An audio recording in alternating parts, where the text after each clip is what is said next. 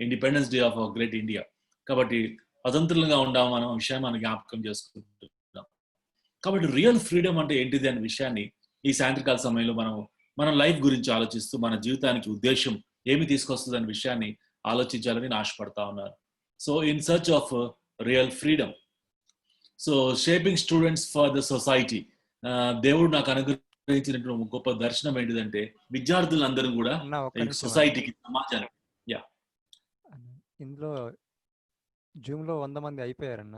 అయితే ఒక గమనిక ఏంటంటే ఇక్కడ జూమ్ లో ఉన్న వాళ్ళు, పాత వాళ్ళు, మీరు దయచేసి యూట్యూబ్ లింక్ లోకి వెళ్ళండి. కొత్త వాళ్ళు ఈ జూమ్ లోకి జాయిన్ అవుతారు, దయచేసి ఆ విషయాన్ని గమనించండి. పాత వాళ్ళు, దీంట్లో ఉన్న పాత వాళ్ళు మీరు దయచేసి యూట్యూబ్ లింక్ లోకి వెళ్ళండి.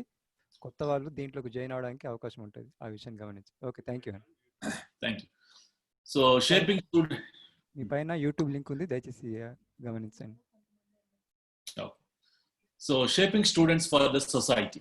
So that is the great vision that God has given to me this evening for this student community. So ఈ సాయంత్రకాల సమయంలో మీ మధ్యలో మన మధ్య ఉన్నటువంటి 100 పార్టిసిపెంట్స్ కాకుండా ఎక్కువ మంది కూడా we believe that we are the college students or the young people of this nation. ఇండియాలో ఉన్న స్టాటిస్టిక్స్ ఏం చెప్తుంది అంటే 54% of Indians are below 25 years of age. భారతదేశంలో 130 కోట్ల మంది ఉంటే దాంట్లో కనీసం ఒక 60 కోట్ల మంది అన్న 20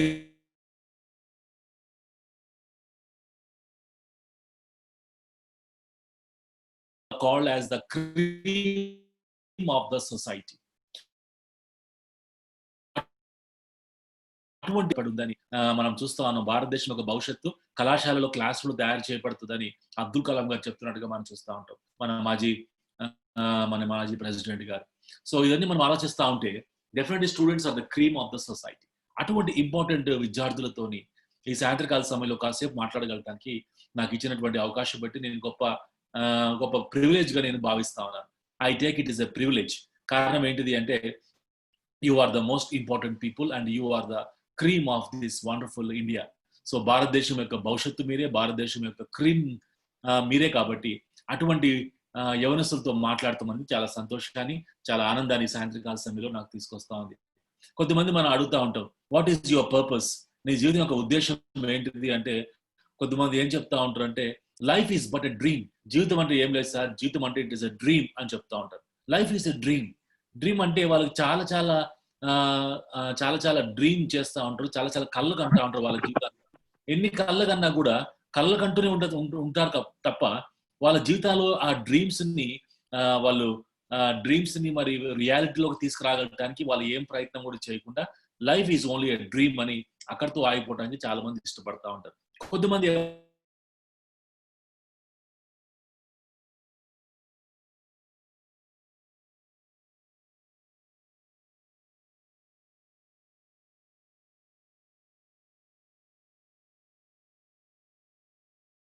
ఇంట్రెస్ట్ అది అటువంటి విషయాలు చేయడానికి, because he believes that life is an adventure. నేను చాలా సంవత్సరాల క్రితము వైజాగ్ లో విద్యార్థుల మధ్యలో పనిచేస్తున్నప్పుడు కొద్దిమంది ఒక 1000 మంది విద్యార్థులకి ఒక సర్వే ఇచ్చినామట. ఆ సర్వేలో నేను ఇచ్చిన ప్రశ్నల్లో ఒక ప్రశ్న ఏంటిదంటే అది గర్ల్స్ కి బాయ్స్ కి ఇద్దరికి ఇచ్చినామట. 20 ప్రశ్నలు ఒక ప్రశ్న ఏంటిదంటే which bike do you want to ride? ఎటువంటి బైక్ మీరు నడపాలని ఆశపడుతున్నారు అంటే 100cc బైకా, 150cc బైకా, లేకపోతే 200 బైకా, 250cc బైకా అంటే చాలా మంది కూడా 150 కంటే అబోవ్ సిసి బైక్ ని నడపాలని వాళ్ళు ఇష్టపడతా ఉన్నారు, బాయ్స్ కానీ గర్ల్స్ కానీ. కారణం ఏంటిది అంటే they want to take life as an adventure. So అటువంటి జీవితాన్ని వాళ్ళు జీవించాలని వాళ్ళు ఆశపడతా ఉంటారు. ఫ్రెండ్స్, అడ్వెంచర్ గురించి మనం మాట్లాడుతూ ఉన్నప్పుడు ఎందుకు ఆ విషయాల్లో వాళ్ళు ఆలోచిస్తూ ఉంటారంటే మీరు గుర్తుండో లేదు కానీ మన హైదరాబాద్ లో చాలా సంవత్సరాల క్రితము కోటా శ్రీనివాసరావు, మన సినిమా యాక్టర్ కోటా శ్రీనివాసరావు అబ్బాయి బైక్ యాక్సిడెంట్ చనిపోయాడు. తర్వాత అజారుద్దీన్ మన మాజీ ఇండియన్ క్రికెట్ కెప్టెన్, మన హైదరాబాద్ చెందినటువంటి అజారుద్దీన్ వాళ్ళ బాబు కూడా అవుటర్ రింగ్ రోడ్ లో బైక్ రేసింగ్ లో చనిపోయాడు. తర్వాత Babu Mohan, one of the film actors, వాళ్ళ అబ్బాయి కూడా ఈ also died in the bike racing. వాళ్ళతో పాటు ఇంకా మనం ఆలోచిస్తూ ఉంటే రీసెంట్ గా మన నారాయణ ఇన్స్టిట్యూట్స్ నారాయణ వాళ్ళ బాబు కూడా కారు దానిలో చనిపోయినట్టుగా మనం చూస్తూ ఉంటాం. సో నాకు తెలిసిన ఒక ఫ్యామిలీ మెంబర్స్ వాళ్ళ అబ్బాయి కూడా బైక్ రేస్ చేసుకుంటూ ఆయన కూడా తార్నాక దగ్గర తన ప్రాణం ఇచ్చినట్టుగా మనం చూస్తూ ఉంటాం. ఫ్రెండ్స్, యంగ్ పీపుల్కి ఏంటిదంటే they want to really do some kind of an adventure. ఏదో రకంగా అడ్వెంచర్ చేయాలని ఆశపడతా ఉంటారు. వాళ్ళ లైఫ్ మీద అంత సీరియస్ గా తీసుకున్నట్టుగానే కనపడతా ఉంటారు నాకైతే. So for them life is a very easy thing and life is an adventure. వాళ్ళు గుర్తుపెట్టుకోండి, లైఫ్ అంత ఈజీ కాదు అనే విషయాన్ని, అంత ఈజీగా మనము దాన్ని తొక్కేసే వాళ్ళ ఆలోచన మనం చేయకూడదు అనే విషయాన్ని మనం చూస్తాం. లైఫ్ ఏంటిదబ్బా అంటే to soar like an eagle. ఒక మంచి ఈగిల్ లాగా మనము జీవితాన్ని అనుభవించాలని, కష్టాలు నష్టాలు ఉన్నప్పటికీ కూడా మనం చాలా సంతోషంగా మన జీవితాన్ని ముందుకు తీసుకుపోవాలని కొద్దిమంది ఆశపడతా ఉంటారు. కొద్దిమంది ఏమంటారంటే I think my life is boring. నాకు అనిపిస్తుంది నా జీవితం ఏంటిది అబ్బా అంటే my life scenes to be boring అని చాలా మంది చెప్తా ఉంటారు. కారణం ఏంటిది వాళ్ళు బోరింగ్ ఎందుకు అంటే వాళ్ళకి ఎప్పుడు కూడా మన లైఫ్ ని ఎంజాయ్ చేయడం తెలియదు. వాళ్ళతో పాటు మీరు కూడా కూర్చుంటే మనం కూడా కొంచెం లైఫ్ ని అదే అదే రీతిలో మనం కూడా we also feel that life is extremely boring for us also. So అటువంటి ఫ్రెండ్స్ ఉన్నా, అటువంటి వాళ్ళతో ఫ్రెండ్షిప్ మనం చేసినా కూడా మనం కూడా లైఫ్ లో ఉన్నటువంటి జాయ్ ని పోగొట్టుకోవడానికి అవకాశం మనకు కనపడతా ఉంటుంది. కాబట్టి కొంతమందికి లైఫ్ ఈజ్ బోరింగ్ గా మనము చూస్తూ ఉంటాం. అయితే ఒక విషయం మనం గుర్తుపెట్టుకోవాల్సింది ఏంటిదంటే లైఫ్ ఈజ్ అన్ప్రిడిక్టబుల్ అనే విషయం మనం గుర్తుపెట్టుకోవాలి. లైఫ్ ఈజ్ అన్ప్రిడిక్టబుల్ అంటే లైఫ్ ఈజ్ అన్ప్రిడిక్టబుల్ అంటే అర్థం ఏంటిదంటే జీవితంలో నెక్స్ట్ మినిట్ లో ఏమవుతుందో మనకి ఎవరు కూడా తెలియదు. రైట్? ఫర్ ఎగ్జాంపుల్ మీకు చూపిస్తున్న ఈ పిక్చర్ లో వీళ్ళు ఫ్రాన్స్ లో ఒక 5 years back heavy metal music play చేసుకుంటూ వాళ్ళు పాట పాడుతూ ఉంటే కనీసం ఆ ఆడిటోరియంలో, ఇన్సైడ్ ఆడిటోరియంలో కనీసం ఒక 1000 మంది కనుక they were just enjoying the songs. ఆ పాట పాడుతున్నప్పుడు ఒక పాట ఆ నైట్ ఆ బ్యాండ్ పాడుతున్న పాట ఏంటిదంటే కిస్ ద డెత్, మరణాన్ని ముద్దు పెట్టుకో అని పాట పాడుతా ఉన్నారు. కిస్ ద డెత్, మరణాన్ని ముద్దు పెట్టుకో అని పాట పాడుతూ ఉంటే కరెక్ట్ టైంకి ఐఎస్ ఉగ్రవాదులు ప్రవేశించి ఆ స్టేడియం లోపలికి వచ్చి వాళ్ళు టార్గెట్ చేసింది ఎవరిని అంటే మీకు కనబడుతున్నటువంటి ఆ యొక్క డ్రమ్మర్ కదా, డ్రమ్మర్ కనబడుతున్న బ్యాక్గ్రౌండ్ లో ఆ డ్రమ్మర్ ని ఫస్ట్ షాట్ ఆయన తగిలింది, ఆన్ ద స్పాట్ లో ఆయన చనిపోయాడు. తర్వాత గిటారిస్ట్ ని చంపేశారు. తర్వాత విచ్చలవిడిగా కాలు జరుపుతా ఉంటే కనీసం 100 మంది కంటే ఎక్కువ మంది యూత్ ఆ రాత్రి ఫ్రాన్స్ లో చనిపోయినట్టుగా మనం చూస్తూ ఉంటాం. So what we believe that is that life is definitely unpredictable. So జీవితం అంటే ఏంటిది అనే విషయం మనం చూస్తాం. కొద్దిమంది ఏమంటారు అంటే లైఫ్ ఈజ్ అన్ అడ్వెంచర్, కొద్దిమందికి లైఫ్ ఈజ్ బోరింగ్, కొద్దిమందికి లైఫ్ ఈజ్ డ్రీమ్, కొద్దిమందికి life is to really adventure చేయాలని కోరుకుంటా ఉంటారు.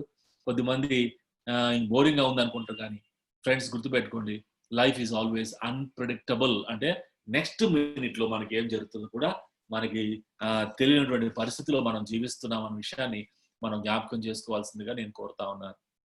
ఈ సాయంత్రకాల సమయంలో మనము life in terms of freedom, జీవితాన్ని ఒక స్వాతంత్రం యొక్క వెలుగులో మనం చూడగలటానికి మనం ఇష్టపడదాం. ఫ్రీడమ్ అంటే అందరికి బాగా ఇష్టమే. Everybody loves the word called as freedom. Freedom unlimited, that to unlimited. Because ఈ రోజుల్లో మనకి చాలా మనకి ఫోన్స్ కానీ మనకి డబ్బులు కడితే మనకి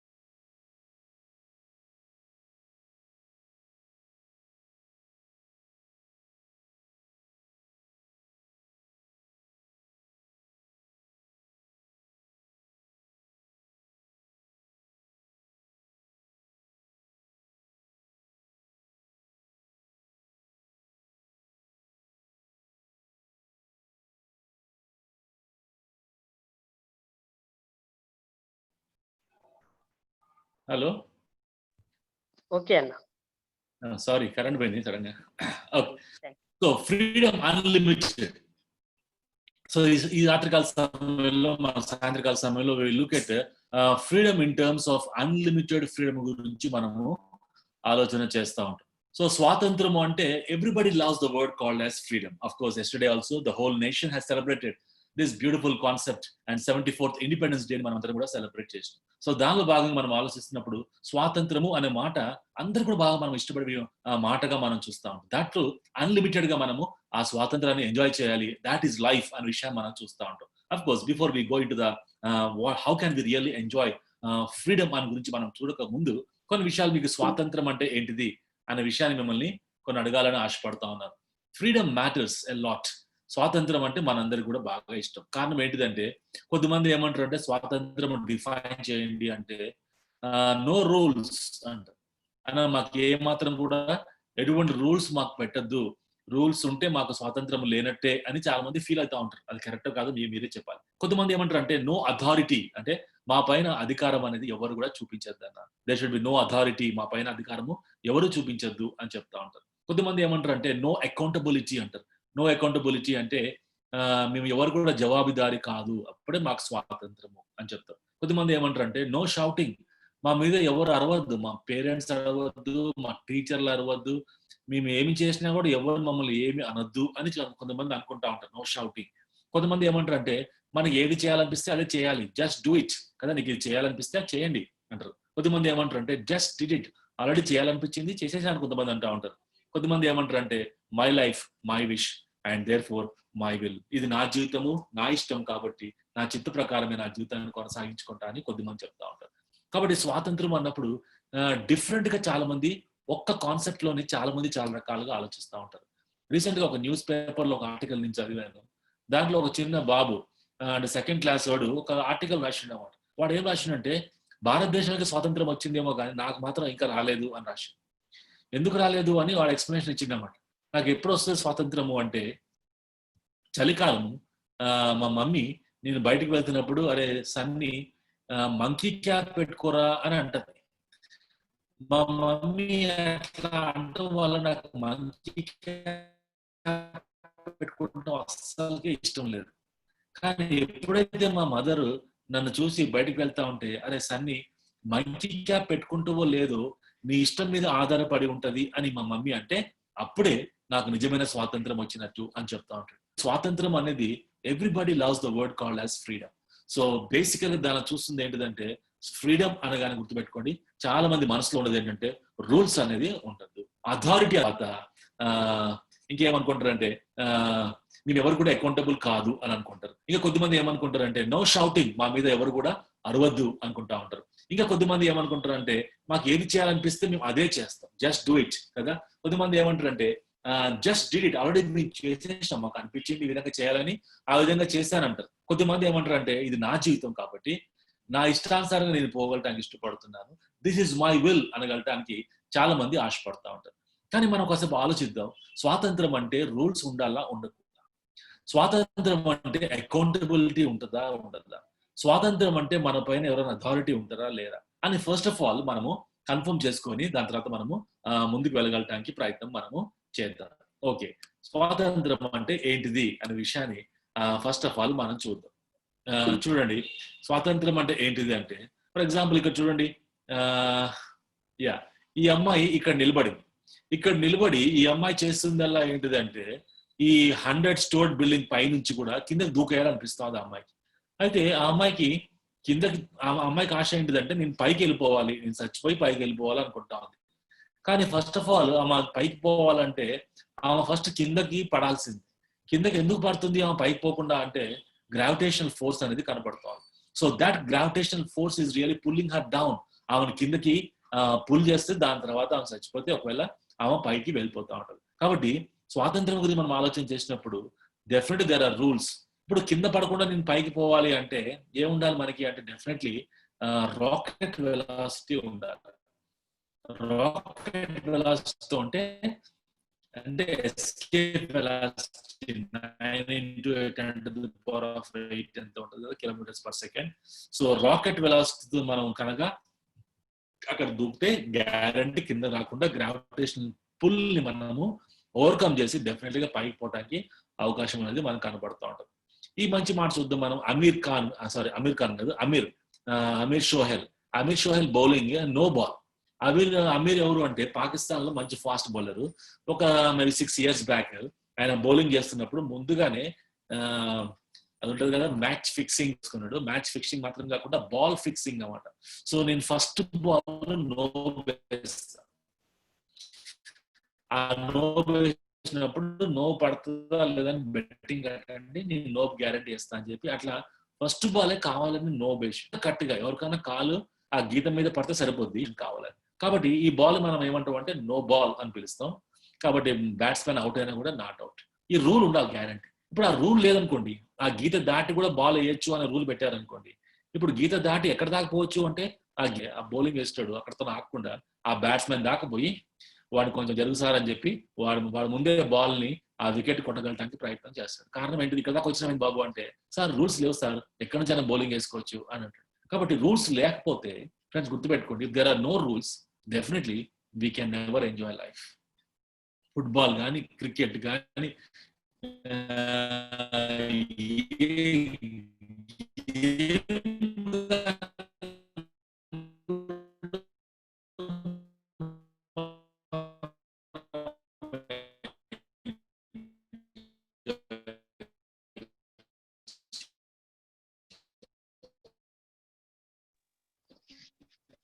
హలో అన్న, వాయిస్ ఇస్ నాట్ క్లియర్ అన్న.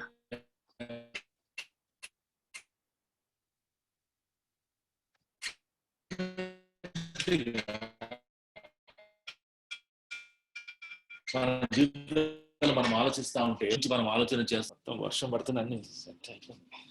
ఇప్పుడు వస్తుందా? ఓకే అన్న, మాట్లాడు.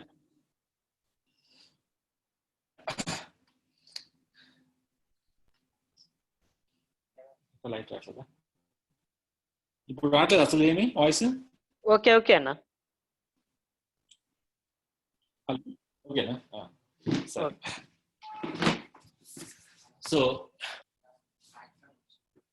సో ఇది దాటి వెళ్తే డెఫినెట్ గా నో బాల్. కాబట్టి రూల్స్ ప్రకారం మనం వెళ్ళాలని మనం కోరుకోవాలి. ఎప్పుడైనా వాయిస్ కట్ అయిపోతే వెంటనే చెప్పు. సో రూల్స్ ప్రకారంగా మనం వెళ్తేనే డెఫినెట్ గా we can really enjoy life అనే విషయాన్ని మనం జ్ఞాపకం చేసుకోవాలి. కాబట్టి మనకు అర్థమవుతుంది ఏంటిదంటే real freedom is with in the boundaries. నిజమైన స్వాతంత్రం గురించి మనం మాట్లాడాలంటే నిజమైన స్వాతంత్రము ఎప్పుడు ఎలా ఉంటుంది అంటే it is with in the boundaries. So boundaries దాటి వెళ్తే మాత్రము మనం నిజమైన స్వాతంత్రాన్ని ఎట్టి పరిస్థితుల్లో కూడా మనము అనుభవించలేము అనే విషయాన్ని మనం జ్ఞాపకం చేసుకుంటాం. సో బౌండరీస్ అనేది కంపల్సరీగా మనకి ఉంటాయి. క్రికెట్ మ్యాచ్ ఆడినా కూడా బౌండరీస్ ఉంటాయి. ఫుట్బాల్ మ్యాచ్ అయినా బౌండరీస్ అంటే ఒక హద్దులు, సరిహద్దులు అనేది మనకు కనబడుతూ ఉంటది. ఈ సరిహద్దులను దాటి కనుక మనం పోతే అది స్వాతంత్రం కాదు అనే విషయం మనం గుర్తుపెట్టుకోవాలి. కాబట్టి మనం నిజంగా ఎంజాయ్ చేయాలి అంటే ఆ బౌండరీస్ మధ్యలోనే ఎంజాయ్ చేయాలి. ఫర్ ఎగ్జాంపుల్ సింపుల్ మీకు ఎగ్జాంపుల్ చెప్పాలని కోరుకుంటున్నాను. బైబిల్లో ఉన్న మాట ఏంటిదంటే బైబిల్లో ఉంటున్న ఒక మంచి మాట ఏంటిదంటే దేవుడు భార్యాభర్తల యొక్క వైవాహ జీవితాన్ని దేవుడు దీవించాడు. సో భార్యాభర్తల యొక్క వైవాహ జీవితాన్ని దీవించాడు అంటే sex with in the boundaries of the marriage. కాబట్టి వివాహం జరిగిన తర్వాతనే భార్యాభర్తలు ఇద్దరు కూడా ఆ యొక్క వివాహ జీవితంలో ఉన్నటువంటి మాధుర్యాన్ని ఆ సెక్స్ ని అనుభవించాలని ప్రభు పెట్టాడు. అది కనుక మనం బ్రేక్ చేసాం అనుకోండి, సో అది కనుక మనం బ్రేక్ చేస్తే డెఫినెట్ గా దాని యొక్క పరివాస్థానం మనము అనుభవించక తప్పదు. సో రియల్ ఫ్రీడమ్ అంటే ఎట్లుంటుందంట అంటే విత్ ఇన్ ద బౌండరీస్ లోనే నిజమైనటువంటి స్వాతంత్రాన్ని మనం అనుభవించాలి అనే విషయాన్ని మనం గుర్తుపెట్టుకుందాం. ఈ సాయంత్రకాల సమయంలో ఒక మంచి స్టోరీ మీకు చెప్పాలని ఆశపడతా ఉన్నాను. ఈ స్టోరీ ఏంటిదంటే sheep gate at Jerusalem temple. అంటే యేసుక్రీస్తు ప్రభువారు ఒకసారి యెరూషలేంలో వచ్చినప్పుడు ఆయన ఒక టెంపుల్ దగ్గరికి వచ్చారు. ఆ టెంపుల్ దగ్గరకు వచ్చినప్పుడు ఆ టెంపుల్లో చాలా డిఫరెంట్ సిచ్యువేషన్స్ మనకు కనపడతా ఉన్నాయి. చూడండి ఏం కనపడుతున్నాయి ఇక్కడ అంటే చాలా గొర్రెలు కనపడతా ఉన్నాయి, షీప్ గేట్ కనపడతా ఉంది. ఈ గొర్రెలన్నీ కూడా ఆ యొక్క గొర్రెల ద్వారం గుండా లోపలికి టెంపుల్లోకి ప్రవేశిస్తున్నట్టుగా మనం చూస్తూ ఉంటాం. ఇన్ని గొర్రెలు ఎందుకు పోతున్నాయి అబ్బా అంటే బాగా ఆలోచించండి.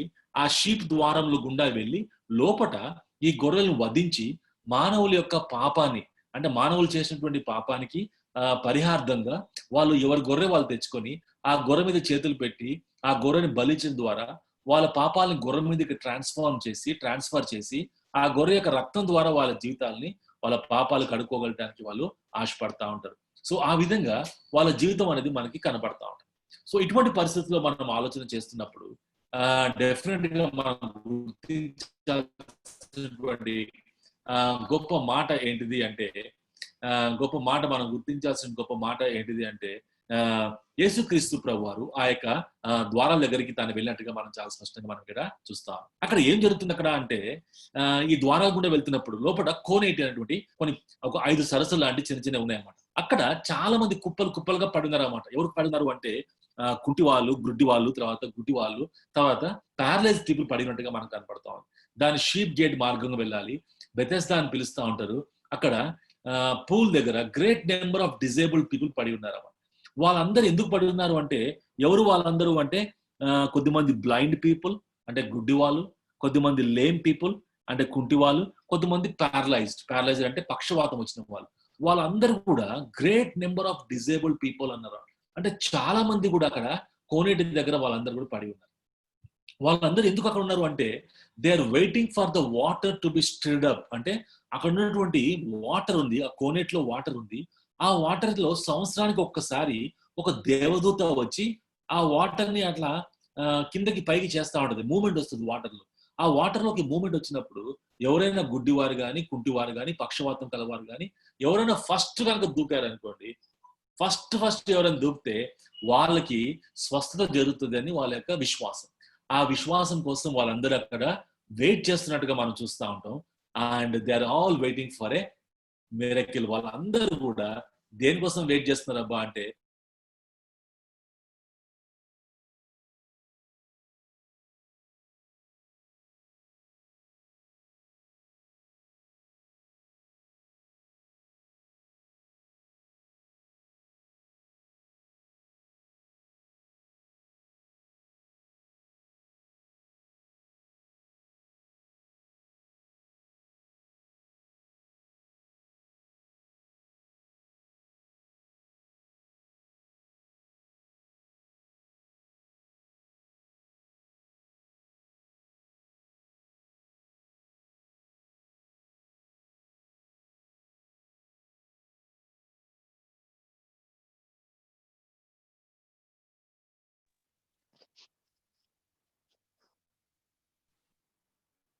హలో వచ్చిందమ్మా? స్క్రీన్ రాలేదన్నా.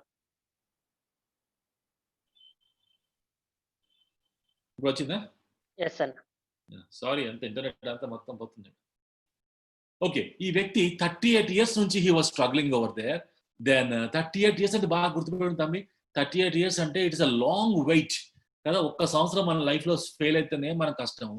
అటువంటి వ్యక్తి 38 సంవత్సరాల నుంచి అదే కోనేటి దగ్గర కూర్చొని ఎప్పుడు తన అవకాశం వస్తుందా, ఎప్పుడు ఆ యొక్క వాటర్ లోకి దిగుదమా అని చెప్పి ఆయన వెయిట్ చేస్తున్నాడు. కానీ ఆయనకు అవకాశం ఎవరు కూడా ఏం లేకుండా పోతా ఉంటారు. Long wait.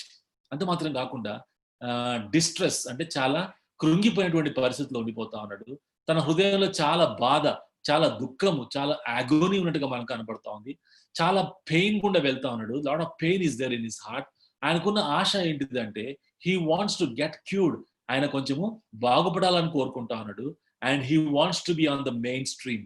ఆయన సరైన మార్గంలోకి అందరు పోయేటువంటి మెయిన్ స్ట్రీమ్ లోకి రావాలని కోరుకుంటా ఉన్నాడు. కానీ చాలా దుఃఖ విషయం ఏంటిది అంటే 38 సంవత్సరాల నుంచి కూడా అక్కడ పడినట్టుగా మనం చూస్తా ఉంటాం. ఫ్రెండ్స్, ఒక పారాలిసిస్ అంటే ఒక పక్షవాతం వచ్చింది అంటే కనీసం ఒక 40 సంవత్సరాల కింద వచ్చింది అనుకోండి పక్షవాతం. 40కి వచ్చి ఉంటే 40వ సంవత్సరం వచ్చింది మనోడు ఇక్కడికి వచ్చిన తర్వాత 35 సంవత్సరాలు అయిపోయిందంట. అంటే 78 years. ఆ వ్యక్తి యొక్క వయసు మనము క్యాలిక్యులేట్ చేస్తే 78 years. 78 years వ్యక్తి, he seems to be a rejected person. ఇప్పుడు 78 సంవత్సరాల వాళ్ళు ముసలి వాళ్ళు ఉంటే ఇక వీళ్ళు ఎందుకులే అనిపిస్తుంది సమాజంలో కదా. అటువంటి పరిస్థితుల్లో ఈ వ్యక్తి అక్కడ వెయిట్ చేస్తూ ఉంటాడు. ఇంకా హోప్ ఉంది, నేను ఇంకా బాగుపడుతానేమో, నేను ఇంకా వాటర్లో నన్ను ఎవరైనా వేస్తే నేను బాగుపడుతానేమో అని వెయిట్ చేస్తున్నట్టుగా మనం చూస్తాం. ఆ లాంగ్ వెయిట్ ఫ్రెండ్స్, ఆ లాంగ్ వెయిట్ చూస్తూ ఉంటే మనకు చాలా బాధ వేస్తూ ఉంటుంది. ఎందుకు అంటే ఒక సంవత్సరం అంటే మనం వెయిట్ చేయొచ్చు మనకు కావాలంటే, మన లైఫ్ లో మార్పు రావాలంటే. కానీ 38 years నుంచి వెయిట్ చేస్తుంటే డెఫినెట్లీ ఎంత భయంకరమైనటువంటి బంధకాలకు తను వెళ్ళిపోయినట్టుగా మనం చూస్తూ ఉంటాం. Friends, he was rejected, he was distressed, he was in a great agony. ఎంతో బాధతో ఉన్నాడు, ఎంతో దుఃఖం తన హృదయంలో పొంగి వస్తా ఉంది. ఇంకో విషయం ఏంటి, తన గురించి పట్టించుకునేవాడు ఒక్కడు కూడా లేకుండా పోయాడు. కానీ ఆశ ఏంటిదంటే నేను మారాలనే ఆశ తన జీవితంలో చాలా స్పష్టంగా మనకి కనబడతా ఉన్నది. ఇది మనం ఆలోచన చేస్తా ఉంటే ఒకసారి మనం ఆలోచించండి. చాలా మంది చాలా రకాలుగా జీవిస్తూ ఉంటారు. ఫర్ ఎగ్జాంపుల్ ఎక్స్క్యూజెస్ చాలా మంది చెప్తా ఉంటారు. ఏ విషయంలో చెప్తా ఉంటారు ఎక్స్క్యూజెస్ అంటే for example this is the last time కదా, ఒక మాట మనం చూద్దాం. Rejected person and excuses. దీనిలో this is the last time, ఇది చివరిసారి అంటే కొద్దిమంది తమ జీవితాలు మార్చుకోవాలని కోరుకుంటా ఉంటారు. కానీ మార్పు రాని పరిస్థితుల్లో this is the last time అని, ఇంకోసారి ఆ పని చేయను, ఇంకోసారి ఆ విధంగా జీవించను, ఇంకోసారి నా జీవితంలో అటువంటి విధంగా నేను వెళ్ళనని కోరుకుంటా ఉంటారు. కానీ బట్ అదే విధంగా కంటిన్యూ అవుతున్నట్టుగా మనం చూస్తూ ఉంటాం. కొద్దిమంది ఏమంటారంటే నేను మారాలని కోరుకుంటున్నా సార్, కానీ December 31 మారితే బాగుంటుంది అనిపిస్తుంది చాలా మందికి. కారణం ఏంటిది అంటే December 31 అంటే కొత్త సంవత్సరం రాబోతుంది కాబట్టి ఆ కొత్త సంవత్సరం రోజు కొత్తగా మారితే బాగుంటది అని నా బంధకాల్లోంచి, నా బలహీనతలోంచి మారాలని కోరుకుంటారు. ఫర్ ఎగ్జాంపుల్ నేను కూడా ఇంటర్మీడియట్ చదువుతున్నప్పుడు ప్రతి సంవత్సరం కూడా నేను మంచిగా అయితే బాగుంటుంది అనిపించుకున్నాను. కాబట్టి నేను ఒక డెడ్ లైన్ పెట్టుకుంటాను. ఈ లైఫ్ అంతా ఎంజాయ్ చేద్దాం, December 31 దాకా ఎంజాయ్ చేద్దాం. ఎందుకంటే మనం మారాలి, మారకుండా ఉంటే ఎట్లా అని చెప్పి డేట్ ఫైనలైజ్ చేసుకున్నాం. ఏ డేట్ అంటే 1 January మారాలి. కాబట్టి ఫస్ట్ ఆ నైట్ అంతా అందరికి హ్యాపీ న్యూ ఇయర్ చెప్పి సైకిల్ వేసుకొని ఊరంతా తిరిగి అందరికి హ్యాపీ న్యూ ఇయర్ చెప్పి 2-3 దాకా చెప్పి కనబడిన వాళ్ళందరూ చెప్పి పొద్దున్న లేచిన తర్వాత పెద్ద చీటీ రాసుకొని ఈ రోజు నుంచి నేను మారాలి, మా మాస్టర్ని మన సార్ని ఏమనొద్దు, తర్వాత ఆడపిల్లని ఏడిపియద్దు, గర్ల్ ఫ్రెండ్స్ ఉండొద్దు, తర్వాత సినిమాలకి పోవద్దు, తర్వాత భయంకరమైన పుస్తకాలు కదా సెక్స్ పుస్తకాలు చదవద్దు, తర్వాత ఇటువంటి చూడొద్దు, ఇవన్నీ రాసుకొని పెట్టుకుంటాడు.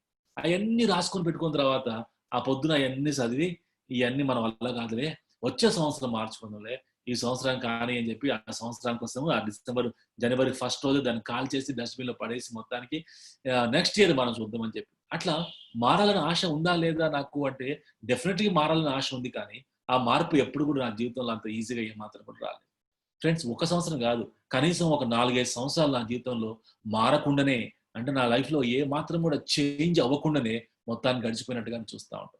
ఇక్కడ 38 years నుంచి ఒక వ్యక్తి he was looking for a change in his life, he is looking for a transformation, he is looking for a beautiful miracle to happen in his life. కానీ తన జీవితంలో మార్పు రావట్లేదు, ట్రాన్స్ఫర్మేషన్ రావట్లేదు, ఒక మిరకల్ జరగట్లేదు. అట్లనే 35 సంవత్సరాలు పనికి మాని వాడిగా, అంటే ఒక ఇన్వాలిడ్ పర్సన్, అంటే ఎవ్వడు పట్టించుకొని వ్యక్తిగా తన జీవితాన్ని చేతులారా తను మార్చుకోలేకపోతున్నాడు. ఎందుకంటే పక్షవాతం వచ్చింది కాబట్టి ఎవడు హెల్ప్ చేయలేకపోతున్నాడు. అట్లే కంటిన్యూ అయిపోయి చివరికి హోప్లెస్ కండిషన్ లోకి వెళ్ళిపోయిన వ్యక్తిగా చూస్తూ ఉంటాం. ఆయన లైఫ్ నుంచి అవుతా ఉంటే అది నా జీవితానికి ఎంతో దగ్గరగా ఉన్నట్టుగా నేను బైబిల్ చదువుతున్నప్పుడు నాకు బాగా అప్పుడు అర్థమైంది. December 31 నా జీవితంలో ఎన్నో వెళ్ళిపోయింది.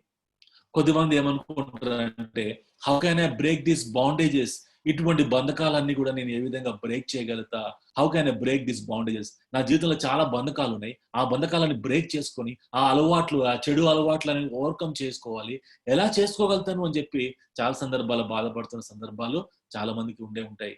When shall light down upon me, నా జీవితంలో ఎప్పుడు వెలుగు నా మీద ఎప్పుడు ప్రకాశింపజేస్తుందబ్బా అని కొంతమంది వెయిట్ చేస్తూ ఉంటారు. కొద్దిమంది ఏమంటారంటే with time everything changes except me. కాలంగా చూసుకుంటా ఉంటే టైం మారిపోతా ఉంది, కానీ అన్ని మారుతున్నాయి. అంటే ఎండాకాలం వచ్చింది, వర్షాకాలం అయిపోతుంది, చలికాలం అయిపోతుంది, అన్ని కాలాలు ఋతువులు మారిపోతున్నాయి. కానీ నేను ఒక్కడనే మారట్లే లోకంలో. ఎవ్రీబడి ఈస్ చేంజింగ్, అంటే everything in this world is changing except me. నేను తప్ప అందరు కూడా అన్ని పరిస్థితులు కూడా మారిపోతున్నట్టుగా మనకు కనపడతా ఉంటది. Oh God will you please help me, ఓ దేవా నిజంగా నువ్వు ఉంటే నాకు సహాయం చేస్తావా ప్రభు అని కొన్ని సందర్భాలు ఆ దేవుడిని కూడా జ్ఞాపకం చేసుకొని సహాయం చేయ ప్రభు అని అడిగినటువంటి సందర్భాలు కూడా మన లైఫ్ లో ఉంటాయి. ఒక స్టాటిస్టిక్స్ ప్రకారం మనం చూస్తే ఇండియాలో చాలా మంది తాగుతా ఉందన్నమాట. అంటే యంగ్ పీపుల్ ఎక్కువ మంది ఈ యొక్క తాగుడికి అలవాటు పడిపోతారు. దాంట్లో బాయ్స్ కంటే కూడా గర్ల్స్ ఎక్కువ మంది కూడా ఈ యొక్క అలవాట్లకి, ఈ యొక్క మద్యానికి వీళ్ళందరూ కూడా అలవాటు పడినట్టుగా మనం చూస్తూ ఉంటాం. రైట్? అటువంటి వ్యక్తి జీవితంలోకి యేసుక్రీస్తు ప్రభు వారు ప్రవేశించినారు. యేసుక్రీస్తు ప్రభు వారు ప్రవేశించి ఆయన అడుగుతున్న ఒక ప్రశ్న ఏంటిదంటే, డైరెక్ట్ ప్రశ్న అడుగుతున్నారు యేసుక్రీస్తు ప్రభు వారు. ఏమని అడుగుతున్నారంటే, do you want to get well? Friends, that is a great question, a question which can change his life. So Yesukristu ప్రభు వారు అడుగుతున్న ప్రశ్న ఏంటిదంటే, do you want to get well? Do you want to get well? నువ్వు స్వస్థత పొందగోరుచున్నావా అని ప్రభు అడిగినట్టుగా మనం చూస్తాం. Friends, what a wonderful question this evening కదా. ఈ క్వశ్చన్ చూస్తున్నప్పుడల్లా నాకు ఎంత సంతోషం వేస్తుంది అంటే, ఈ ప్రశ్న అడుగుతుంది ఎవరు అంటే యేసుక్రీస్తు ప్రభు వారు అడుగుతున్నారు. దేవాది దేవుడు అడుగుతున్నాడు ప్రశ్న. ఆయన అడుగుతున్న ప్రశ్న చిన్న ప్రశ్న కాదు. డైరెక్ట్ గా ఆ యొక్క వ్యక్తి యొక్క కళ్ళల్లో చూసి ఆయన అడుగుతున్న ప్రశ్న ఏంటిదంటే, నువ్వు మార్పు పొందాలని కోరుతున్నావా? Friends, that is a question this evening that Jesus Christ is asking everybody. ఇదే ప్రశ్న యేసుక్రీస్తు ప్రభు వారు కూడా నన్ను చాలా సంవత్సరాల క్రితం ఇంటర్మీడియట్ అయిపోయిన తర్వాత కొన్ని సంవత్సరాలకి యేసుక్రీస్తు ప్రభు వారు డైరెక్ట్ గా నాతో అడిగిన ప్రశ్న ఏంటిదంటే, do you want to get well? Friends, I cannot forget that wonderful question. Yes, I want to really get well. నా జీవితాన్ని మార్చుకోవాలని నేను కోరుకుంటున్నాను ప్రభు అని నేను జవాబిచ్చాను. Do you want to get well? That's a big question my friend this evening. అయితే ఈ వ్యక్తి చెప్తున్న ఆన్సర్ ఏంటిది అంటే, ఈ వ్యక్తి వండర్ఫుల్ ఆన్సర్ చెప్పిండు అన్నమాట. చూడండి ఏమని ఆన్సర్ చెప్పిండు అంటే, మీ దగ్గర బైబిల్ లేపర్ నేను చదివి వినిపిస్తా. ఏమని ఆన్సర్ చెప్పిండు నువ్వు అంటే, sir the invalid person replied, I have no one to help me into the pool when the water is stirred up while I'm trying to get in, someone else goes down ahead of me. Sir, నాకు ఎవ్వరు కూడా help చేసేవారు ఈ లోకంలో లేరు. రెండోది, నేను ఎప్పుడైనా వాటర్లోకి పోదాం అనుకుంటుంటే నాకంటే ముందుగా వేరే వాళ్ళు ప్రవేశిస్తున్నారు సార్ అని చెప్పి. అంటే ఈ వ్యక్తి యేసుక్రీస్తు ప్రభువారిని గుర్తించలేకపోయాడు. బికాజ్ ఆయన ఎప్పుడు చూడలేదు యేసుక్రీస్తు ప్రభువారి గురించి. కాబట్టి do you want to get well అంటే ఎస్ లార్డ్ అని చెప్పగలటానికి ఆయనకు అవకాశం లేదు. కానీ ఆయన చెప్తున్నటువంటి విషయాలు ఏంటిదంటే, he is telling lot of excuses చెప్తుండు. అదేంటిది అంటే, హీ వాజ్ బ్లేమింగ్ అదర్స్. ఏమని బ్లేమ్ చేస్తున్న వాళ్ళు వేరే వాళ్ళని అంటే, నాకంటే ముందుగా వేరే వాళ్ళు వెళ్ళిపోతున్నారు సార్. ఎక్స్క్యూజెస్ చెప్తున్నట్టుగా మనం చూస్తూ ఉంటాం. రెండోది చూస్తే ఎఫర్ట్స్. సార్, నేను ప్రతిసారి కూడా వెళ్దాం అనుకుంటున్నా. ఒక్కసారే కాదు, ఇది సంవత్సరానికి ఒక్కసారి ఆ దూత వచ్చి ఆ వాటర్ ని కదులుతా ఉంటే నేను ఫస్ట్ పోవాలనుకుంటున్నా. కానీ నా యొక్క శరీర బలహీనత బట్టి నేను ముందుకు వెళ్ళలేకపోతున్నాను సార్ అని చెప్పి నా ఎఫర్ట్స్ నేను చేశాను. చాలా ఎఫర్ట్స్ ఇప్పుడు దాకా అంటే 38 times నేను అటెంప్ట్ చేసిన. 38 times. కానీ ఏ ఒక్కసారి కూడా నా యొక్క ఎఫర్ట్స్ సక్సెస్ అవ్వలేదు సార్. ఇక నాకేమనిపిస్తుంది అంటే, ఇట్లనే కంటిన్యూ అయిపోతే ఇంకొక 2 సంవత్సరాలు 3 సంవత్సరాలు 80 దాటితే ఇక ఎప్పుడైనా చచ్చిపోతా అని చెప్పి ఇట్లనే అలవాటు అయిపోయింది సార్ నాకు అని. I'm comfortable sir right now. Yesu ప్రభు వారు do you want to get well అంటే ఎస్ అనకుండా, అవును సార్ నాకు నేను స్వస్థత పొందగోరుచున్నాను అని చెప్పకుండా ఆయన చెప్తున్న మాట ఏంటిదంటే, he was blaming others and he saying almost said, sir I'm extremely comfortable. ఇంకో మాట చెప్పాలంటే ఆయన చెప్తున్న మాట ఏంటిదంటే, ఎక్స్పీరియన్స్. సార్, నాకున్న అనుభవం బట్టి నాకు ఏమర్థమవుతుందంటే, నా బ్యాక్గ్రౌండ్ బట్టి నాకు ఏమర్థమవుతుందంటే, ఈ లోకంలో ఎవ్వరు మారినా కూడా నేను మాత్రం మారలేను. వా, ఈ లోకంలో ఎవ్వరు మారినా కూడా నేను మాత్రం మారలేను సార్. ఎందుకు చెప్తున్నా ఆ మాట అంటే, నా అనుభవమే చెప్తుంది. 40 సంవత్సరాలప్పుడు వచ్చింది ఆ పక్షవాతం. ఇప్పుడు నాకు 78, 38 సంవత్సరాల నుంచి కూడా నేను ఇక్కడ పడి ఉంటే మార్పు రావట్లేదు. మీరు ఇప్పుడు వచ్చి do you want to get well అంటారేంటి సార్? అసలు నా బ్యాక్గ్రౌండ్ తెలిస్తే మీకు అర్థమవుతుంది. ఎందుకు అంటే 38 సంవత్సరాలు అయిపోయింది మార్పు రానోడికి. నా అనుభవమే చెప్తుంది ఏమని అంటే, లోకంలో ఎవడు మారినా మారిపోయినా నువ్వు మాత్రం మారలేవు అని నేనే కన్ఫర్మ్ చేసుకుంటున్నా sir. My experience says that I cannot change. రెండోది, నా ఎఫర్ట్స్ ఏం చెప్తున్నాయి అంటే, నువ్వు ఎన్నిసార్లు ఎఫర్ట్ చేసినా కూడా నువ్వు మారవు కాబట్టి అదే లైఫ్ స్టైల్లో కంటిన్యూ అయిపో, కంఫర్టబుల్గా ఉంది కానీ ఇక్కడే జీవించినావు, ఇంకేం కావాలి ఇంకా అని చెప్తుంది. మూడోది, he was telling excuses and he was blaming others. వేరే వాళ్ళని బ్లేమ్ చేస్తున్నట్టుగా మనం చూస్తా ఉంటాం.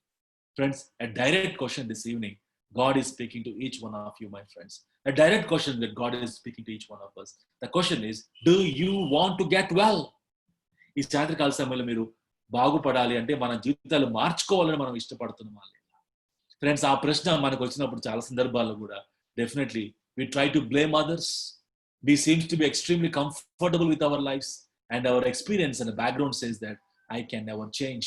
ఎవరు మారినా కూడా ఈ లోకంలో నేను మారలేను అన్నటువంటి సత్యాన్ని మనం చాలా సందర్భాల్లో మనం చూస్తూ ఉంటాం. చాలా మంది ఫ్రెండ్స్ నాకు తెలుసు అన్నమాట, మా యొక్క స్టూడెంట్స్ చాలా మంది నాకు చెప్తా ఉంటారు, అన్న ఈ యొక్క బ్యాక్గ్రౌండ్ నుంచి బయటికి రాలేకపోతున్నారు, ఈ పోర్నోగ్రఫీ సైట్స్ చూడటం అలవాటు చేసుకున్నా, ఈ స్మార్ట్ ఫోన్ వచ్చిన దగ్గర నుంచి స్మార్ట్ ఫోన్ ఉన్నటువంటి వీడియోస్ ని కొన్ని డౌన్లోడ్ చేసుకొని కొన్ని మెమరీ కార్డులు ఎక్కించుకొని మా ఫ్రెండ్స్ ఇచ్చినప్పుడు అవి చూసుకుంటా అన్న నేను నా చూసుకుంటూనే గడుస్తున్నా కానీ దాన్ని నేను బ్రేక్ చేయలేకపోతున్నాను.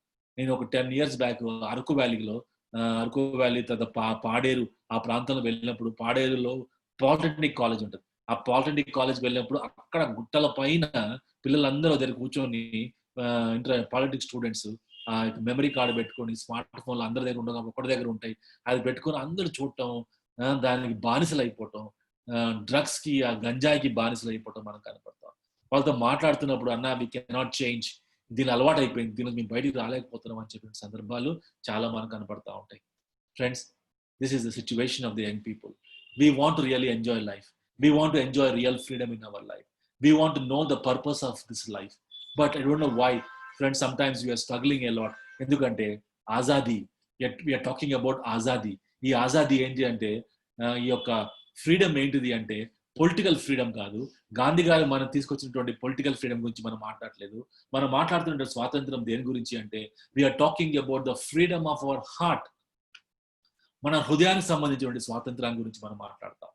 మన హృదయంలో ఎటువంటి బంధకాలు లేకుండా మనము స్వతంత్రంగా జీవించాలని, పాపం యొక్క బంధకంలో నుంచి మనం అందరం కూడా విడిపించబడి, రైట్, అటువంటి గొప్ప సంతోషాన్ని, ఆనందాన్ని మనం పొందుకోవాలని మనం ఆశపడతా ఉన్నాం. కానీ మన బ్యాక్గ్రౌండ్, మన ఎక్స్పీరియన్స్ ఏం చెప్తుంది అంటే నువ్వు మారలేవురా, ఎవరు మారినా నువ్వు మారలేవు.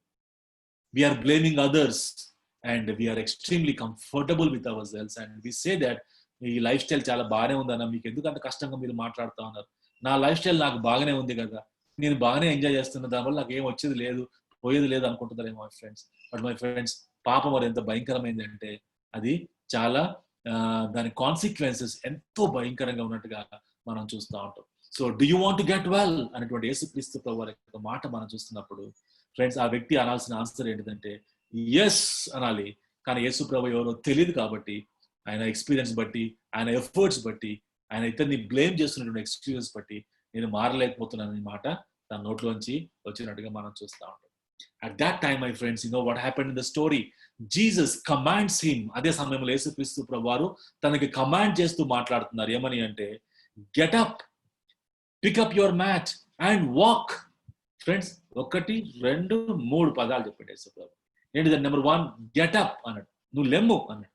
Number 2 pick up your mat, నీ మ్యాట్ ని, ఆ యొక్క మ్యాట్ ఉంది కదా అంటే పరుపేసుకుని పండుకుని 38 సంవత్సరాల నుంచి ఆ పాతది, దాన్ని చుట్టుకో కదా, పికప్ యువర్ మ్యాట్, దాన్ని చేతితో తీసుకొని అండ్ వాక్, అది పట్టుకొని నువ్వు నడుచుకుంటూ వెళ్ళని ప్రభు చెప్పినటువంటి మాట.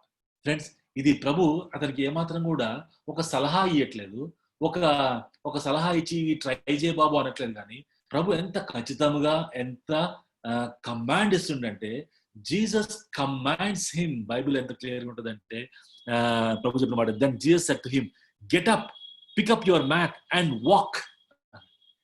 Then Bible lo inko manchi మాట ఏంటిది నెక్స్ట్ గా, at once the man was cured, he picked up his mat and walked. ఆ మాట అనగానే at once, ఒకేసారి he stood up కదా, he got well, ఆయన బాగుపడి నిలబడి, అంటే 38 సంవత్సరాల నుంచి కూడా పడక మీద పడిపోయినటువంటి ఆ యొక్క వ్యక్తి ఒక్క మాటలో, యేసుక్రీస్తు ప్రభువారి ఒక్క మాటలో ఉన్నటువంటి దేవుని యొక్క శక్తి ద్వారా ఆ 38 సంవత్సరాలు వచ్చినటువంటి ఆ వ్యక్తి బాడీలోకి ఆ స్ట్రెంగ్త్ వచ్చి ఫ్రెండ్స్ నిలబడి ఆ మ్యాట్ని చుట్టుకొని ఆయన అందరి మధ్యలో నడుచుకుంటూ వెళ్ళిపోతున్నట్టుగా మనం చూస్తాం.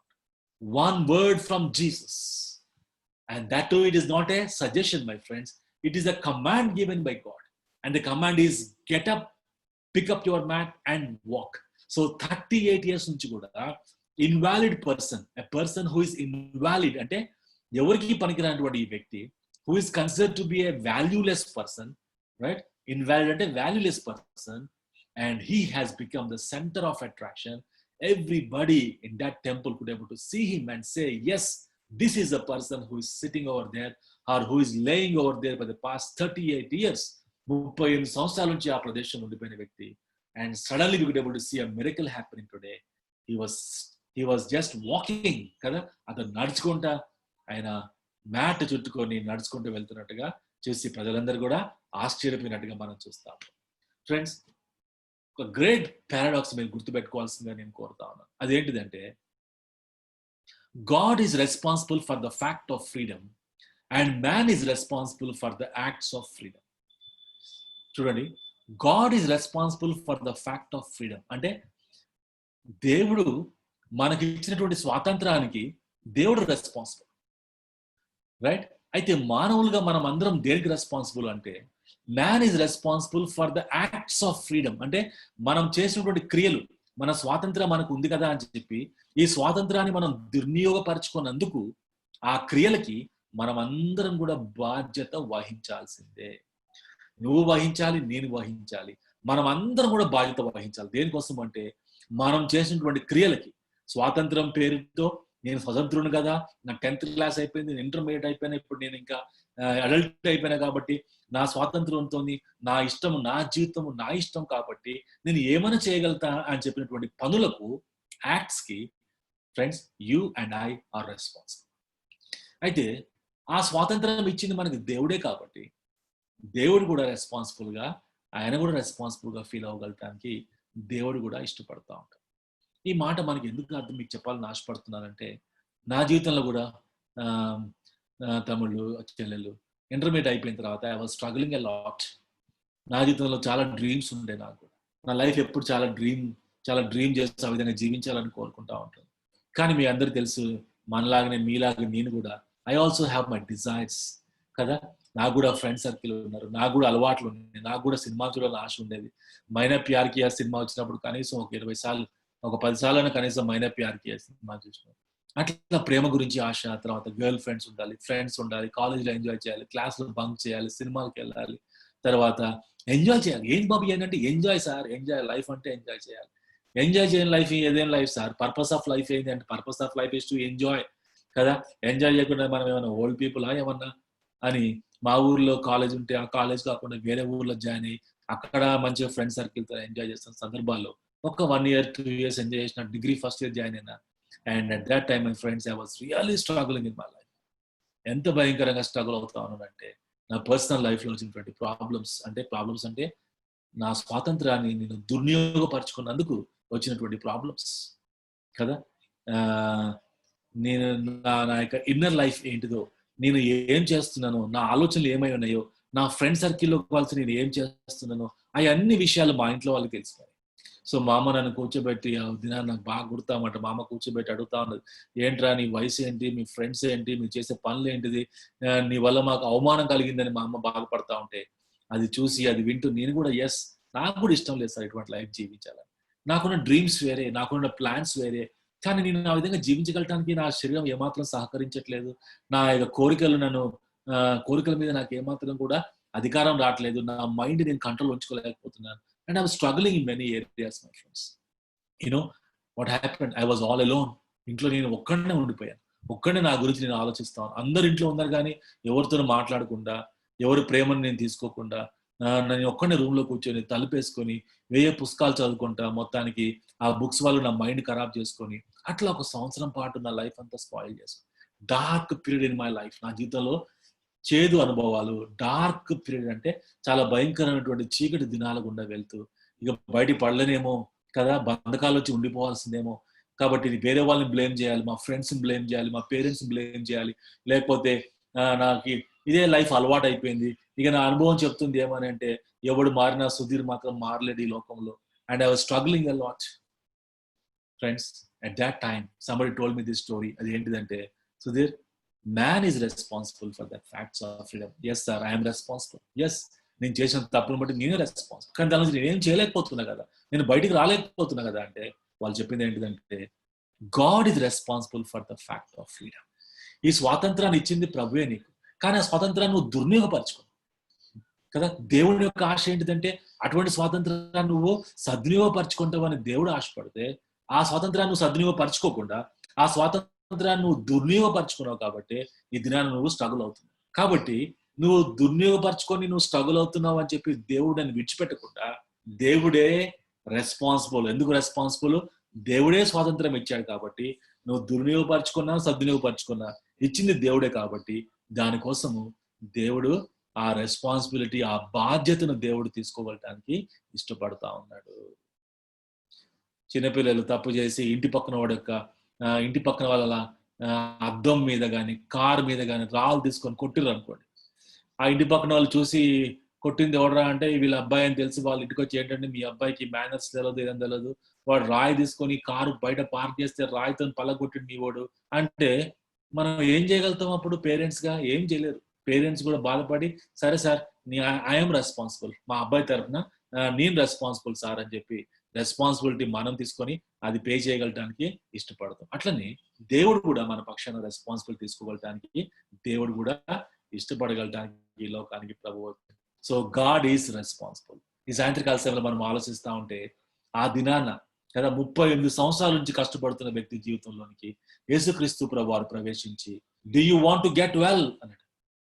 రెండవది get up, pick up your mat and walk అన్నటువంటి యేసుక్రీస్తు ప్రభువారు ఆ వ్యక్తి జీవితంలో నిజమైన స్వాతంత్రాన్ని తీసుకొచ్చి తన బంధకాలని మార్చివేసి తనలో నూతనత్వాన్ని దేవుడు తీసుకొచ్చి తన జీవితం మొత్తాన్ని కూడా యేసుక్రీస్తు ప్రభువారు మార్చివేసి తన బతుకుని మార్చినట్టుగా తన జీవితంలో గొప్ప మార్కుని గొప్ప మిరకల్ యేసుక్రీస్తు ప్రభువారు చేసినట్టుగా మనం చూస్తాం. అదే యేసుక్రీస్తు ప్రభువారు ఈ సాయంత్రకాల సమయంలో మన అందరి జీవితంలో కూడా దేవుడు గొప్ప కార్యం చేయగలటానికి ప్రభు ఇష్టపడుతున్నాడు. ఏ విధంగా ప్రభు మనల్ని అందరినీ మార్చగలుగుతాడు అంటే ఫ్రెండ్స్, గాడ్ ఈజ్ రెస్పాన్సిబుల్. అందుకే యేసుక్రీస్తు ప్రభువారు ఈ లోకానికి దిగి వచ్చారు. యేసుక్రీస్తు ప్రభువారు ఈ లోకానికి ఎందుకు దిగి వచ్చారు అంటే ఫ్రెండ్స్, మనం చేసినటువంటి తప్పులను బట్టి శిక్ష తాను భరించగలటానికి యేసుక్రీస్తు ప్రభువారు ఈ లోకానికి ఆయన దిగి వచ్చినట్టుగా మనం జ్ఞాపకం చేసుకోవాల్సిందిగా నేను కోరుతా ఉన్నాను. యేసుక్రీస్తు ప్రభువారు చేసిన గొప్ప బలియాగం గురించి కాసేపు మనం ఆలోచన చేద్దాం. ఆయన ఈ లోకానికి వచ్చిన దగ్గర పాపము లేకుండా యేసుక్రీస్తు ప్రభువారు ఈ లోకానికి ప్రవేశించాడు. పాపము లేకుండా యేసుక్రీస్తు ప్రభువారు జీవించారు.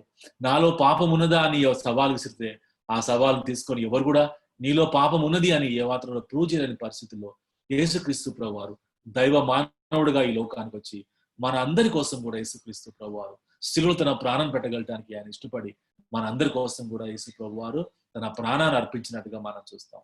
పాపం ఎరిగిన ఆయన మన అందరి కోసం పాపముగా చేయబడ్డాడు.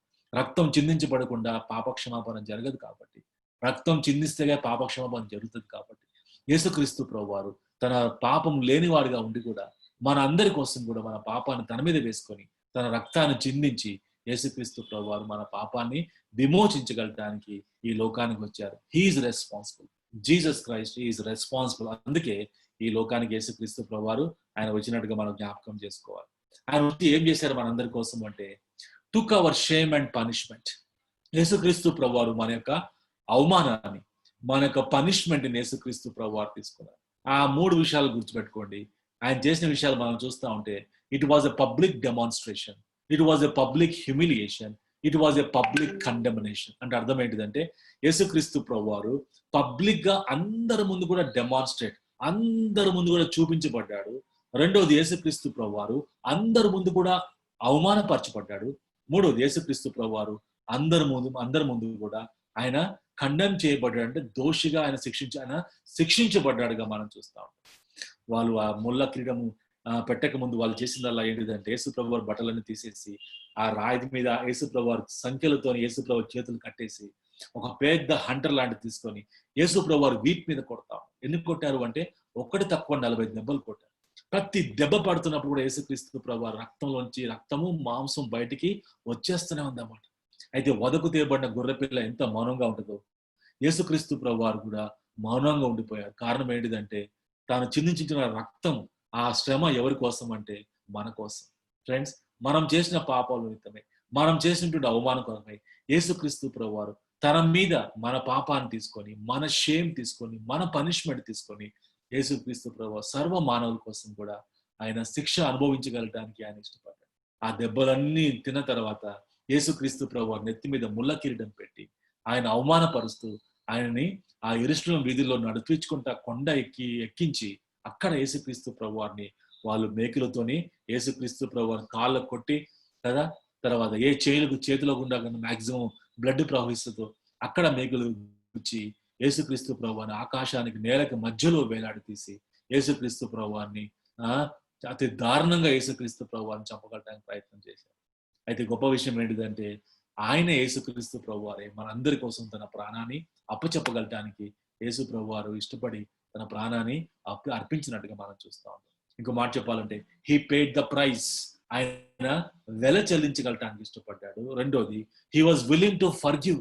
ఫ్రెండ్స్, ఆయన వెల చెల్లించడం మాత్రమే కాకుండా ఆయన మనకు క్షమించగలటానికి కూడా యేసుక్రీస్తు ప్రభువారు ఇష్టపడతా ఉన్నాడు. హీ పేడ్ ద ప్రైజ్ అన్నప్పుడు ఎటువంటి ప్రైజ్ ఆయన చెల్లించాడు అంటే పాపానికి శిక్ష మరణం, ఆ పాపానికి శిక్ష మరణం కాబట్టి యేసుక్రీస్తు ప్రభువారు మనం పొందాల్సినటువంటి ఆ యొక్క శిక్షని, ఎందుకంటే పాపలో మనం, కాబట్టి మనం పొందాల్సినటువంటి ఆ శిక్షని యేసుక్రీస్తు ప్రభువారు తన మీద వేసుకొని ఆయన శిలువకి ఎక్కగలటానికి ఆయన ఇష్టపూర్వకంగా మన అందరి కోసము భయంకరమైనటువంటి శాపగ్రస్తమైనటువంటి మరణాన్ని యేసుక్రీస్తు ప్రభువారు పొంది మన కోసం తన ప్రాణం అర్పించి మాత్రమే కాకుండా ఈ దినాన యేసుక్రీస్తు ప్రభువారు he is willing to forgive anybody in this world. ఎవరినన్నా ప్రభు క్షమించగలటానికి ప్రభు ఇష్టపడతా ఉన్నాడు. ద $1 million క్వశ్చన్ ఏంటిది అంటే, can God change my life even after 2000 years? 2000 సంవత్సరాలు అయిపోయిన తర్వాత కూడా అదే యేసుక్రీస్తు ప్రభువారు నా జీవితాన్ని మార్చగలుగుతారా అన్నా, నా జీవితాన్ని మార్చగలుగుతారా అన్నా అంటే ఎస్ ప్రియ తమ్ముడు, ప్రియ చెల్లె, మీ జీవితాన్ని, నా జీవితాన్ని, అందరి జీవితాన్ని కూడా యేసుక్రీస్తు ప్రభువారు మార్చగలటానికి ఇష్టపడతాడు.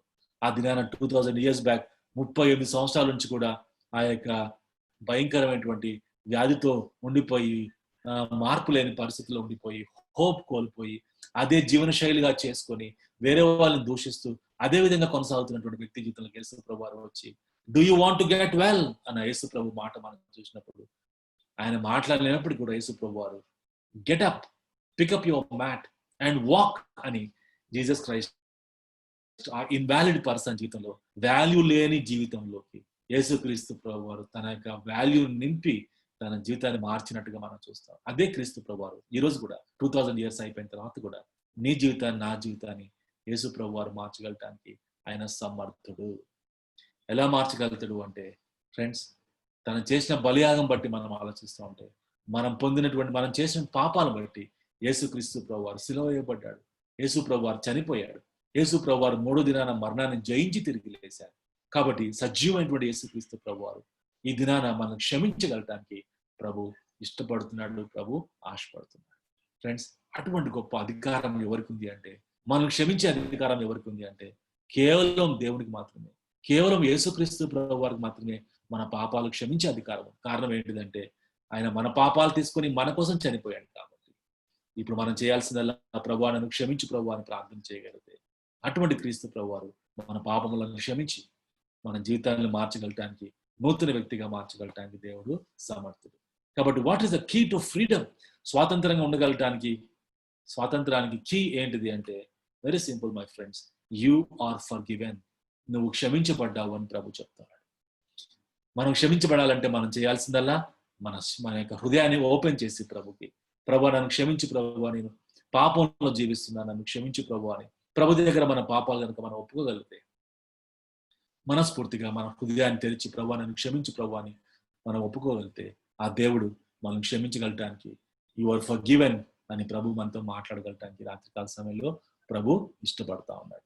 కాబట్టి సాయంత్రకాల సమయంలో ప్రియ తమ్ముడు, చెల్లె, ఒకసారి మనం కళ్ళు మూసుకుందాం. మీరు ఎక్కడ కూర్చున్నా కూడా ఒక్కసారి కళ్ళు మూసుకొని మీ కుడి హస్తాన్ని మీ యొక్క రైట్ హ్యాండ్ మీ హృదయాన్ని దగ్గరగా పెట్టుకోవాల్సిందిగా నేను కోరుతా ఉన్నాను. Put your right hand very close to your heart. మీ హృదయాన్ని దగ్గరగా పెట్టుకొని ఈ చిన్న ప్రార్థన నాతో పాటు మీరు చేయాల్సిందిగా నేను కోరుకుంటా ఉన్నాను. మనం చేయాల్సిన ప్రార్థన ఈ రాత్రికాల సమయంలో ఏంటిది అంటే, యేసు ప్రభువా, యేసు ప్రభువా, ఈ సాయంత్రకాల సమయంలో ప్రభు నాయన, మీరు ఆ రోజు దేవా ఒక ఇన్వాలిడ్ పర్సన్, ఎందుకు పనికిరాని వ్యక్తి జీవితాన్ని ఏ విధంగా మార్చారు, అనేకులకు దీవెనకరంగా చేశారు. నన్ను కూడా ఈ రాత్రికాల సమయంలో మీరు నన్ను మార్చండి. నేను పాపినని ఒప్పుకుంటున్నాను. మారాలని ఆశ నాలో ఉన్న మార్పు రాని పరిస్థితుల్లో నేను ఉండిపోతున్నాను ప్రభు. నన్ను మార్చేవాడు నీవు తప్ప ఈ లోకంలో ఎవరు లేరని తెలుసుకుంటున్నాను. ఎందుకంటే యేసు ప్రభువా, మీరు మా అందరి కోసం, ప్రజలందరి కోసం కూడా ఈ లోకానికి వచ్చి, దేవుడే కూడా మానవుడుగా ఈ లోకానికి వచ్చి దైవ మానవుడుగా జీవించి, పాపం లేకపోయినా మా అందరి కోసం పాపిగా చేయబడి ఆ దినాన మా పాపాలు తీసుకొని శిలువ మీద మీరు చనిపోయారు కాబట్టి, మరణించారు కాబట్టి, 3వ దినాన మరణాన్ని జయించి తిరిగి లేశారు కాబట్టి, సజీవమైన దేవుడు కాబట్టి, పాపాలు క్షమించే అధికారం మీకు మాత్రమే ఉంది కాబట్టి, ఈ రాత్రికాల సమయంలో do you want to get well అని మీ మాట జ్ఞాపకం చేసుకోండి. అవును ప్రభువా, నేను కూడా ఇష్టపడుతున్నాను. నా హృదయంలోకి రండి యేసు ప్రభువా, నన్ను క్షమించండి. యేసుక్రీస్తు ప్రభువారు మన హృదయంలోకి రాగలటానికి ఇష్టపడుతున్నారు. మన హృదయ ద్వారాన్ని మనం తెరవగలటానికి మనం ఇష్టపడితే ఆ బోల్ట్ లోపటే ఉంటుంది. కాబట్టి మన హృదయాన్ని తెరుద్దాం. ప్రభువా, నా హృదయాన్ని నేను తెరుస్తున్నాను ప్రభువా, నా హృదయంలోకి వచ్చి నన్ను క్షమించి ప్రభువా, నా జీవితాన్ని మార్చి నూతన వ్యక్తిగా చేసి ఈ లోకంలో నీ కోసం స్వతంత్రుడిగా జీవించగలటానికి, నేను ప్రేమించేవాడుగా జీవించగలటానికి, నూతన సృష్టిగా ఉండగలటానికి మీరు నాకు సహాయం చేయండి ప్రభువా అని మనం ప్రార్థన చేద్దాం. Do you want to get well, my friend, this evening? The Lord is saying, the Lord is asking a question. Do you want to get well? Do you want to change? Do you want to see a miracle in your life? And if you say, yes, Lord, the Lord is saying, right now, He can heal you. Right now, the Lord Jesus Christ can change your life. నీ పాపాలు క్షమించి నూతన జీవితాన్ని ఇవ్వగలటానికి యేసు ప్రభువారు రెడీగా ఉన్నాడు. అటువంటి గొప్ప ప్రార్థన, అటువంటి గొప్ప క్షమాపణ మనం చేయగలటానికి ఇష్టపడదాం. మీ అందరి కోసం నేను ప్రార్థన చేస్తాను. ప్రేమ గల మా ప్రభువా, దయగల తండ్రి, మీకు వందనాలు. ఈ రాత్రికాల సమయంలో ప్రభువా, మరి మా సహోదరులు ప్రభువా, వాక్యం వింటున్నటువంటి మా ప్రియులు బట్టి ప్రార్థన చేసుకుంటున్నాను. జీవం గల మా ప్రభువా, దేవా, మమ్మల్ని క్షమించే దేవుడు కాబట్టి నీకు వందనాలు. మా కోసం ఈ లోకానికి దిగి వచ్చిన దేవుడు కాబట్టి నీకు స్తోత్రం. మేము ఎంత బంధకాల్లో, ఎన్నో బలహీనతలో, ఎంతో అంధకారంలో మేము జీవిస్తున్నప్పుడు కూడా ప్రభువా నాయన దేవా, మేము మారాలని కోరుకున్నా కూడా మారలేని పరిస్థితిలో ఉండిపోతున్నాం. దేవ, మా జీవితంలో మార్పు మీరు తప్ప ఈ లోకంలో ఎవ్వరు కూడా తీసుకురాలేని విషయాన్ని జ్ఞాపకం చేసుకుంటున్నాం. దేవ, మమ్మల్ని మీరు క్షమించాల్సిందిగా కోరుకుంటున్నాం. ఎవరైతే రాత్రికాల సమయంలో నిజంగా ప్రార్థన చేశారు, ఎవరైతే ప్రభా హృదయాల్లోకి ప్రభావ మీరు ప్రవేశించాలి, మా హృదయానికి రండి ప్రభు అని ప్రార్థన పూర్వకంగా సిద్ధపడ్డారో, ఎవరైతే నిజముగా జెన్యూన్ గా ప్రభు నీ వైపు తిరుగుతూ ప్రభా నన్ను క్షమించి ప్రభు అని ప్రార్థన చేశారు, మా ప్రియ తమ్ముళ్ళు చెల్లెలు అందరి జీవితాల్లో కూడా ఆ గొప్ప కార్యాన్ని రాత్రికాల సమయం జరిగించి వాళ్ళని క్షమించి వాళ్ళ హృదయాన్ని మీరు ప్రవేశించి వాళ్ళ